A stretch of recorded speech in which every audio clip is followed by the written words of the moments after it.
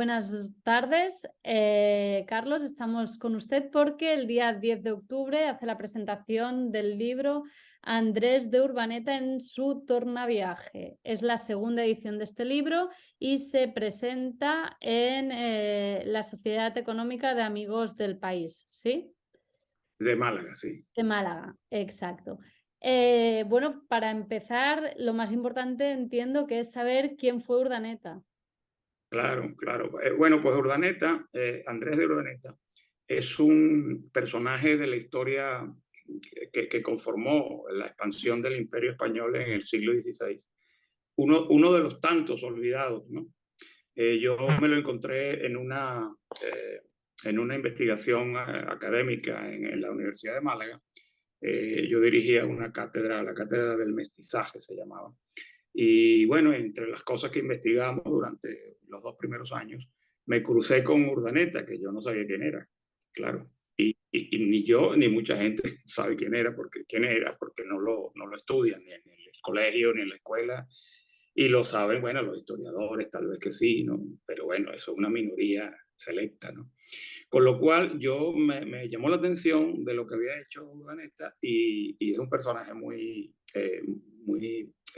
rico en su vida, en la vida que le tocó vivir, ¿no?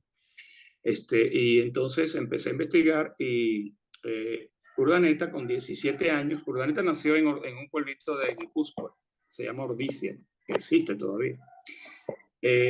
Con 17 años se enroló en el segundo viaje de la Vuelta al Mundo, que comandaba un fraile también, por cierto, que se llamaba Loaiza, y iba Magallanes de segundo. Se enrola allí como una especie de grumete ayudante de Magallanes, perdón, de Magallanes no, Magallanes había muerto, de Elcano. Sí, Loaiza mandando la expedición con unos 15 barcos y Elcano. Urdaneta va muy joven, con una misión de aprender, realmente de aprender cartografía, de aprender la marinería, ¿no? Y bueno, inician el viaje muy complicado porque eso había que bajar todo el Océano Atlántico y cruzar al Pacífico por el Estrecho de Magallanes y llegar a Filipinas. Eso fue lo que hicieron. En ese viaje murieron Loaiza y murió Elcano, prácticamente en sus brazos. Le dio a Urdaneta su testamento. Urdaneta se queda allí en Filipinas, casi 11 o 12 años. Se hace hombre, se hace ya adulto, se casa con una nativa y tiene una hija que se llama Gracia Urdaneta. Bien, entonces hasta ahí estaba bien. Llega un momento que él queda viudo de esta nativa, con lo cual también me llamó la atención porque era uno de los jefes del siglo XVI, de exploradores y soldados y tal, que habían contribuido al mestizaje biológico, ¿no? Porque tuvo una hija con una nativa filipina. Con lo cual queda viudo, regresa a España vía México, dando toda la vuelta al mundo, prácticamente dándole la vuelta a África hasta que llega a España. Deja a la hija allí en su familia, sus padres y tal, y regresa a México, a lo que se llamaba el virreinato de la Nueva España. Allí hace una carrera como lo que llamaríamos hoy un terrateniente, ¿no? Un dador de administrador de tierras.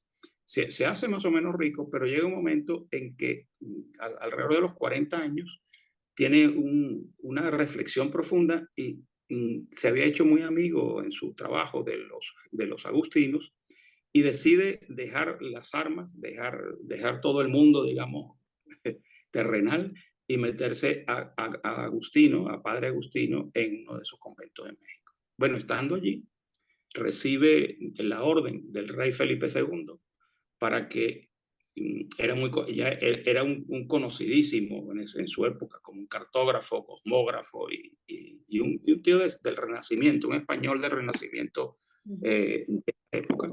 Bueno, recibe la orden de Felipe II y le ordena encontrar el tornaviaje. El tornaviaje era poder volver a regresar desde Filipinas a México por el Pacífico, no dando la vuelta por el mar de China, el Océano Índico y dándole la vuelta a África, lo cual era larguísimo y peligrosísimo.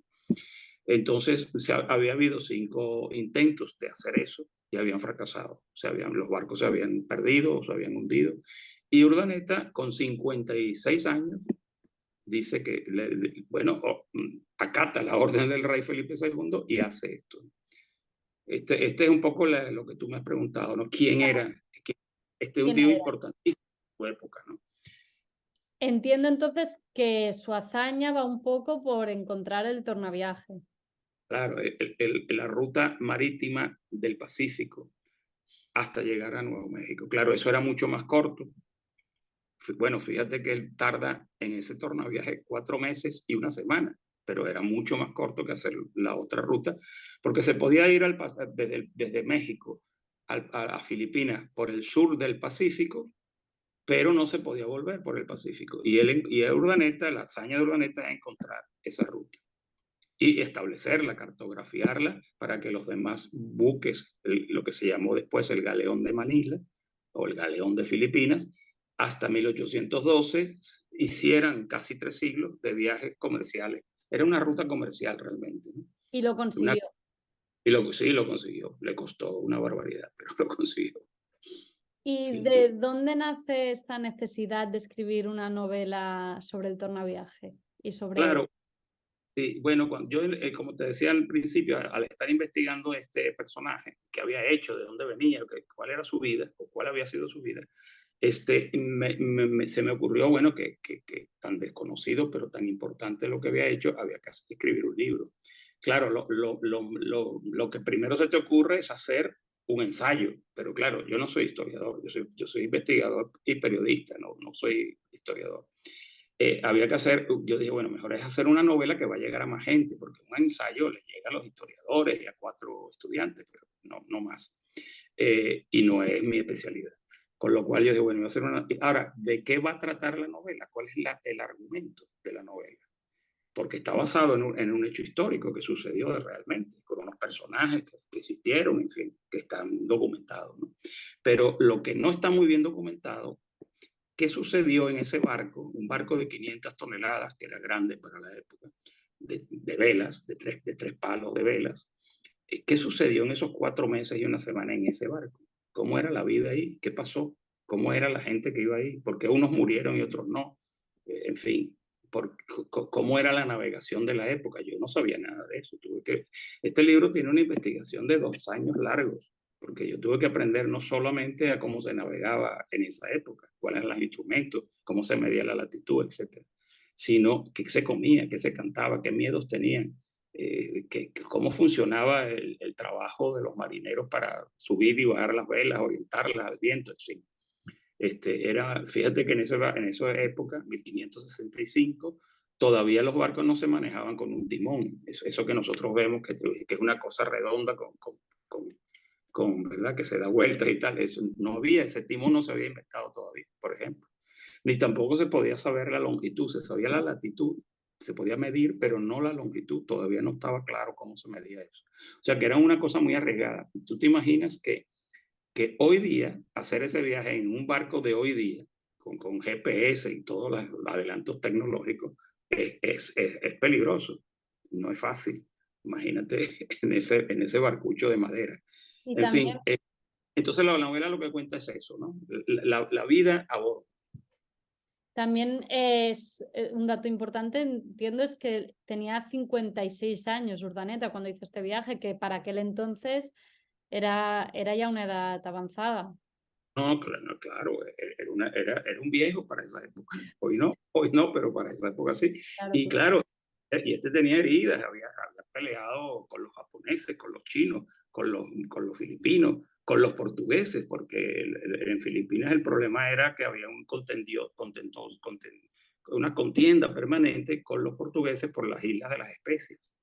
Y este era un guerrero, un explorador de su época, pero con 56 años, aunque ya estaba en un convento y era fraile, era muy duro hacer eso. Lo que pasa es que una orden del rey Felipe II no le podía decir que no en esa época. Hoy día a lo mejor tú te mandas algo a hacer el rey, tú le dices, bueno, voy a pensarlo. Pero en esa época no, había que hacerlo. y el tío lo hace, ¿no? Muere a los 60 años, la novela termina en su convento cuando él fallece, ¿no? Murió efectivamente de verdad a los 60 años, después de haber hecho eso, ¿no? Y bueno, y lo asombroso, pues te digo, es que lo hiciera con esa edad y conducir ese barco con casi 200 personas que iban en ese barco. Los barcos de esa época llevaban muchos marineros porque el trabajo físico de manejar el barco necesitaba mucha gente, no había nada, no había grúas mecánicas como hay ahora, una grúa que te sube la vela, ¿no? Eso había que hacerlo a pulso, ¿no? Así que bueno, y eso es lo que cuenta la novela. ¿Qué pasó? Bueno, la novela además tiene dos tramas importantes. Una es de espionaje que organiza desde Inglaterra Elizabeth I, la reina de Inglaterra, porque era la archienemiga de España y de Felipe II especialmente, y logra meter un espía en el barco para que copie la carta de navegar. Porque claro, tener la carta de navegar facilitaba el robarle el comercio a España.